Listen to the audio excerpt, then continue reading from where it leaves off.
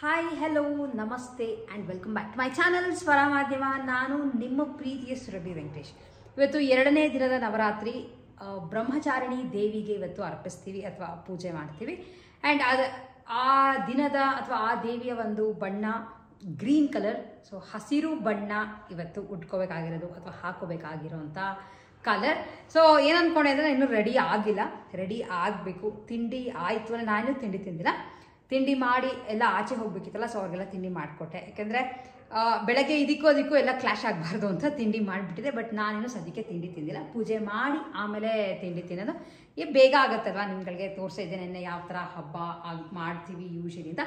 ಆಮೇಲೆ ನಾನು ದೀಪನ ತುಂಬ ಜನ ಕೇಳಿದ್ರಿ, ಕಂಟಿನ್ಯೂಸ್ ಆಗಿ ಉರಿತಾನೆ ಇರ್ಬೇಕಲ್ಲ, ಆ ದೀಪ ನಾನು ಹಚ್ಚಕ್ಕೆ ಹೋಗಲ್ಲ. ಯಾಕೆಂದರೆ ಅದು ಆರ್ದೇ ಥರ ಎಲ್ಲ ನೋಡ್ಕೋಬೇಕಾಗುತ್ತೆ. ಆ್ಯಂಡ್ ಅಷ್ಟೊಂದೆಲ್ಲ ಆಗಲ್ಲ, ಎಲ್ಲೋ ಆಚೆ ಹೋಗ್ಬೇಕಾಗುತ್ತೆ. ಆ್ಯಂಡ್ ರಾತ್ರಿ ಅದೆಲ್ಲ ಉರಿತಾ ಇರಬೇಕು, ಅದೆಲ್ಲ ಪ್ರಾಬ್ಲಮ್ ಆಗುತ್ತೆ. ಸೊ ನಾನು ಆ ಥರ ದೀಪ ಎಲ್ಲ ಏನೂ ಹಚ್ಚಲ್ಲ.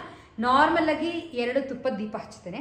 ಅದಾದಮೇಲೆ ಅರ್ಶಿನ ಕುಂಕುಮ ಆಮೇಲೆ ವೀಳ್ಯದೆಲೆ ತೆಗೆದ್ಬಿಟ್ಟು ಹೊಸ ವೀಳ್ಯದೆಲೆ ಹಾಕಿ ಕಳಸಕ್ಕೆ ಇಟ್ಟು ಪೂಜೆ ಮಾಡ್ತೀನಿ. ಅದ್ರ ಜೊತೆ ಹೂವು ಇಟ್ಬಿಟ್ಟು ಗೆಜ್ಜೆ ವಸ್ತ್ರ ಹಾಕಿ ತುಪ್ಪದ ದೀಪ ಹಚ್ಚಿಟ್ಟು ಆರತಿ ಮಾಡ್ತೀನಿ. ಇಷ್ಟೇ ನಾನು ಮಾಡೋದು. ಆಮೇಲೆ ನೈವೇದ್ಯಕ್ಕೆ ಅಂತ ಯಾವ್ದಾರ ಒಂದು ಹಣ್ಣು ಅಥವಾ ಕಾಯಿ ಇದ್ದೇ ಇರುತ್ತೆ. ಊಟಕ್ಕೆ ಅಂತ ಏನಾರ ಒಂದು ಸ್ವೀಟ್ ಮಾಡ್ತೀನಿ, ಸ್ವಲ್ಪನೇ ತಿಂದರೂ ಪರವಾಗಿಲ್ಲ ಅಂತ ಸ್ವೀಟ್ ಮಾಡಿರ್ತೀನಿ. ಸೊ ಈ ಥರ ನಾನು ಹಬ್ಬ ಮಾಡೋವಂಥದ್ದು. ನಿಮ್ಗಳಿಗೆ ನಾನು ಈ ಥರ ಮಾಡ್ತೀನಿ ಅನ್ನೋದನ್ನ ಕ್ಲಿಯರಾಗಿ ಹೇಳಿದ್ದೀನಿ ಅಂತ ಅನ್ಕೋತೀನಿ. ಆ್ಯಂಡ್ ಇವತ್ತಿನ ವಿಡಿಯೋದಲ್ಲಿ ರೆಡಿಯಾಗಿಂತ ಮುಂಚೆ ಯಾವ ಸ್ಯಾರಿನ ಪ್ಲಾನ್ ಮಾಡಿದ್ದೀನಿ, ಅದಕ್ಕೆ ಏನು ಬ್ಲೌಸ್ ಮ್ಯಾಚ್ ಮಾಡ್ತಾ ಇದ್ದೀನಿ, ಏನು ಆಕ್ಸೆಸರೀಸ್ ಮಾಡ್ತಾ ಇದ್ದೀನಿ ಅಂತ ನಿಮ್ಗಳಿಗೂ ಹೇಳ್ಬಿಟ್ಟು ಆಮೇಲೆ ರೆಡಿಯಾಗಿ ಬರೋಣ ಅಂತ ಅಂದ್ಕೊಂಡೆ. ಯಾಕೆಂದರೆ ಎಲ್ಲ ಕೆಲಸ ಆಗೋಗಿತ್ತಲ್ಲ, ಸ್ವಲ್ಪ ಫ್ರೀ ಇದ್ದೆ. ನಿಮ್ಗಳಿಗೆ ಹೇಳಿದ್ದೆ ಹಿಂದಿನ ವಿಡಿಯೋನಲ್ಲಿ, ಫುಲ್ ಈ ಸಲ ನವರಾತ್ರಿ ಅಷ್ಟು ಎಲ್ಲ ದೇವಿಗೂ ನಾನು KSIC ಸ್ಯಾರಿನೇ ಉಟ್ಕೊಂಡು ಪೂಜೆ ಮಾಡೋಣ ಅಂತ ಅಂದ್ಕೊಂಡಿದ್ದೀನಿ, ಎಲ್ಲ ಕಲರ್ಗಳು ಇರೋದ್ರಿಂದ. ಸೊ ಇವತ್ತಿನ ಬಣ್ಣ ಹಸಿರು, ಬಾಟ್ಲ್ ಗ್ರೀನ್ KSICನ ಉಟ್ಕೊಳ್ಳೋಣ ಅಂತ ಅಂದ್ಕೊಂಡಿದ್ದೀನಿ. 2 ಸೈಡ್ ಬಾರ್ಡರ್ ಇದೆ. ಸೊ ಈ ಥರ ಬರುತ್ತೆ ಬಾರ್ಡರ್. ಆಮೇಲೆ ಈ ಸೀರೆ ಎಲ್ಲ ಯಾವುದು ತುಂಬ ರೀಸೆಂಟ್ ಅಲ್ಲ, ಆಮೇಲೆ ತುಂಬ ಕಾಸ್ಟ್ಲಿ ಎಲ್ಲ ನಾನು ತೊಗೊಂಡಂಥ ಸೀರೆಗಳು ಅಲ್ಲ. ಸೊ ಹಾಗಾಗಿ ಇದಕ್ಕೆಲ್ಲ ಎಷ್ಟು 10,000ನೋ 12,000ನೋ ಆವಾಗ ತೊಗೊಂಡಿದ್ದು. ಮೋಸ್ಟ್ ಪ್ರಾಬ್ಲಿ ಒಂದು ನಾನು ಇಂಜಿನಿಯರಿಂಗ್ ಮುಗಿಸಿ ಕೆಲಸಕ್ಕೆ ಹೋಗ್ತಿದ್ನಲ್ಲ ಆವಾಗ ತೊಗೊಂಡಿದ್ದು ಅಂತ ಅನಿಸುತ್ತೆ. ಅವಾಗೆಲ್ಲ ಕಮ್ಮಿ ಇತ್ತು. ಆ್ಯಂಡ್ ಅವಾಗ ಏನಾಗೋದು ಅಂದರೆ ನನಗೆ ತುಂಬ ಇಂಟ್ರೆಸ್ಟ್ ಬಂತು. ಮನೆಯಲ್ಲಿ ಸಾಕಷ್ಟು ತೊಗೊಳ್ಳೋರು KSI ಸೀರೆ, ಯಾಕೆಂದರೆ ಆಂಟಿ ಕಾಲೇಜ್ಗೆ ಹೋಗೋರು. ಸೊ ಅವ್ರು ತುಂಬ ಉಡಕ್ಕೆ ಸೀರೆಗಳು ಬೇಕಾಗ್ತಿರ್ತಾರೆ, ನಿಮ್ಗಳಿಗೆ ಗೊತ್ತು ಕೆಲ್ಸಕ್ಕೆ ಹೋಗ್ಬೇಕಾದ್ರೆ. ಸೊ ಅವಾಗ ಏನನ್ಸುತ್ತೋ ನಾನು ಎಷ್ಟೊಂದು ತೊಗೋಬೋದಿಲ್ಲ ಅಂತ ಅನ್ಕೊಂಡು ಅವಾಗಿಂದ ಕಲೆಕ್ಟ್ ಮಾಡಿದಂಥ ಸೀರೆಗಳು. ನಾನು ಈಗ ಅಷ್ಟೊಂದು ತೊಗೊಳಕ್ಕೆ ಹೋಗಲ್ಲ, ಯಾಕೆಂದರೆ ತುಂಬ ಹೆವಿ ರೇಟಲ್ಲಿ ಬಟ್ಟೆಗಳಿಗೆ ಹಾಕೋಕ್ಕೆ ನನಗೆ ಅಷ್ಟೊಂದು ಇಷ್ಟ ಆಗಲ್ಲ. ಸೊ ಬ್ಯಾಕ್ ಮತ್ತು ಎಲ್ಲೆಲ್ಲಿ ಹೊರಬಿಡುತ್ತೆ KSI ಸೀರೆಗಳು ಮಾರ್ಚುವಾದ. ಈ ಸೀರೆನ ಉಟ್ಕೊಳ್ಳೋಣ ಅಂತ ಅಂದ್ಕೊಂಡಿದ್ದೀನಿ. Bottle green colour saree, plain, ಏನು ಚಕ್ಸು ಬುಟ್ಟ ಎಲ್ಲ ಏನೂ ಇಲ್ಲ. ಹಾಗೆ ಇದಕ್ಕೆ ಇವತ್ತು ಮ್ಯಾಚ್ ಮಾಡ್ತಿರೋವಂಥ ಬ್ಲೌಸ್, ಈ ಬ್ಲೌಸ್ನ ಮ್ಯಾಚ್ ಮಾಡ್ತಾ ಇದ್ದೀನಿ. ಗೋಲ್ಡ್ ಅಂದರೆ ಕ್ರೀಮಿಶ್ ಗೋಲ್ಡ್ ಥರದ್ದು ಸ್ಟಿಚ್ ಮಾಡಿಸ್ಕೊಂಡಿದ್ದಲ್ಲ, ಚಿಕ್ಕ ಬುಟ್ಟ ಇತ್ತಲ್ಲ, ಅದನ್ನು ಮ್ಯಾಚ್ ಮಾಡೋಣ ಅಂತ ಅಂದ್ಕೊಂಡಿದ್ದೀನಿ. ಯಾಕೆಂದರೆ ತುಂಬ ಗ್ರ್ಯಾಂಡಾಗಿರೋ ಬ್ಲೌಸ್ಗಳನ್ನ ನನಗೆ ಮನೇಲಿ ಹಾಕೊಂಡು ಪೂಜೆಗೆಲ್ಲ ನಂಗಂತರ ಫ್ರೀ ಅಂತ ಅನಿಸಲ್ಲ. ಯಾಕೆಂದ್ರೆ ನಮಗೆ ಯಾವುದೇ ಒಂದು ಎಂಡ್ ಆಫ್ ದ ಡೇ ನಮಗೆ ಕಂಫರ್ಟಬಲ್ ಆಗಿರಬೇಕು, ಅದು ತುಂಬ ಮುಖ್ಯ ಆಗುತ್ತೆ. ಆಮೇಲೆ ನಾನು ಏನೇ ಕಾಸ್ಟ್ಲಿ ಇದ್ದರೂ KSI ಸೀರೆಗಳು, ನಾನು ಎಲ್ಲ ಸೀರೆಗಳಿಗೂ ತುಂಬ ಹೆವಿ ಬ್ಲೌಸ್ ಹೊಲಿಸ್ಬಿಟ್ಟು ಸೀರೆ ಲುಕ್ನ ನನಗೆ ಹಾಳು ಮಾಡ್ಕೊಳ್ಳೋಕ್ಕೆ ಇಷ್ಟ ಆಗಲ್ಲ. ಸೊ ಹಾಗಾಗಿ ನಾನು ಅವಾಗ ಏನಾಗುತ್ತೆ ಅಂದರೆ, ನೀವು ಲೈಕ್ ನಿಮ್ಮ ಒಂದು ಅನಿಸಿಕೆ ಏನಿರುತ್ತೋ ನನಗೆ ಗೊತ್ತಿಲ್ಲ, ಬಟ್ ನನ್ನ ಪರ್ಸ್ನಲ್ ಒಪಿನಿಯನ್ ಏನು ಅಂತಂದರೆ, ಸೀರೆ ನೀವು ಸಿಂಪಲ್ ಆಗಿದ್ದು ಬ್ಲೌಸ್ ತುಂಬ ಗ್ರ್ಯಾಂಡ್ ಮಾಡಿಸ್ಬಿಟ್ರೆ ಎಲ್ಲರ ಗಮನೂ ಬ್ಲೌಸ್ ಮೇಲೆ ಹೋಗುತ್ತೆ. ನೀವು ಅಬ್ಸರ್ವ್ ಮಾಡಿರ್ಬೋದು, ಬ್ಲೌಸ್ ಎಷ್ಟೊಂದು ಗ್ರ್ಯಾಂಡ್ ಆಗಿದೆ ಅಂತ. ಸೊ ನನಗೆ ಆ ಥರ ಇಷ್ಟ ಆಗಲ್ಲ. ಹಾಗಾಗಿ ನನ್ನ ಹತ್ರ ಆಲ್ಮೋಸ್ಟ್ ಇರೋ 20-25 ಸೀರೆಯಲ್ಲಿ 1-2 ಅಷ್ಟೇ ಗ್ರ್ಯಾಂಡ್ ಬ್ಲೌಸ್ ಇರೋದು. ಮಿಕ್ಕಿದ ಎಲ್ಲನೂ ಎಷ್ಟು ಸಿಂಪಲ್ಲಾಗಿ ಇರೋಕ್ಕಾಗುತ್ತೋ ಅಷ್ಟು ಸಿಂಪಲ್ಲಾಗಿ ಇಡ್ತೀನಿ ನಾನು. ಸೊ ಕೆಲವರು ಅನ್ಬೋದು ಇದೆಲ್ಲ ಔಟ್ಡೇಟೆಡ್ ಫ್ಯಾಷನ್ನು ಏನೇ ಇರ್ಬೋದು, ಬಟ್ ನಾನೇ end of the day. So ಇದನ್ನು ಹಾಕೊಳ್ಳೋಣ ಅಂತ ಅಂದ್ಕೊಂಡಿದ್ದೀನಿ. Green with cream colour blouse ಉಟ್ಕೊಂಡು ಬರ್ತೀನಿ, ನಿಮ್ಗಳಿಗೂ ತೋರಿಸ್ತಾ ಅಷ್ಟೇ, ಉಟ್ಕೊಂಡು ಬರ್ತೀನಿ. ಹಾಗೆ ಈ ಇಯರಿಂಗ್ಸ್ನ ಮ್ಯಾಚ್ ಮಾಡ್ತಾ ಇದ್ದೀನಿ. ಸಖತ್ತಾಗಿದೆ, ಪರ್ಲ್ ಇಯರಿಂಗ್ಸ್ ಚೆನ್ನಾಗಿ ಕಾಣಿಸುತ್ತೆ ವೈಟ್ ಅಥವಾ ಗೋಲ್ಡ್ ಬ್ಲೌಸ್ ಹಾಕೋದ್ರಿಂದ ಅಂತ ಇದನ್ನು ಹಾಕೋತಾ ಇದ್ದೀನಿ. ಆಮೇಲೆ ಸರಕ್ಕೆ ಇದು ನಿಮಗೆ ತೋರಿಸಿದೆ, ಗೋಲ್ಡ್ ಮಣಿ ಮುತ್ತಲ್ಲಿ ಮಾಡ್ಕೊಂಡಿರೋದು, ಸುಚ್ಚಿರೋದಲ್ಲ, ನಾರ್ಮಲ್ ದಾರದಲ್ಲಿ, ಬಟ್ ಇದು ಗೋಲ್ಡ್ ಮಣಿ, ಪ್ಯೂರ್ ಗೋಲ್ಡಲ್ಲಿ ತೊಗೊಂಡು ಮಾಡ್ಕೊಂಡಿರೋದು. ಇದು ಮ್ಯಾಚ್ ಆಗುತ್ತೆ, ಅದಕ್ಕೆ ಅಂತ ಈ ಸರಾನ ಹಾಕೋತಾ ಇದ್ದೀನಿ. ಆ್ಯಂಡ್ ಬಳೆ ಮುತ್ತಿಂದು ಇತ್ತು, ಬಟ್ ಮೋಸ್ಟ್ಲಿ ತುಮಕೂರಲ್ಲಿ ಇಟ್ಬಿಟ್ಟಿದ್ದೀನಿ ಅನ್ಸುತ್ತೆ, ನನಗೆ ಗೊತ್ತಿಲ್ಲ. ಹಾಗಾಗಿ ಗ್ರೀನ್ ಕಲರ್ ಗಾಜಿನ ಬಳೆ ಇದೆ. 1 ಡಜನ್ ಇಷ್ಟ ಆಗುತ್ತೆ ನನಗೆ ಈ ಸೌಂಡ್ ಎಲ್ಲ. ಸೊ ಇದನ್ನು ಹಾಕೋಣ ಅಂತ ಅನ್ಕೋತಾ ಇದ್ದೀನಿ. ರೆಡಿಯಾಗಿ ಬಂದು ನಿಮ್ಗಳಿಗೂ ಯಾವ ಥರ ಸೀರೆ ಕಾಣಿಸುತ್ತೆ ಅನ್ನೋದನ್ನು ತೋರಿಸ್ತೀನಿ.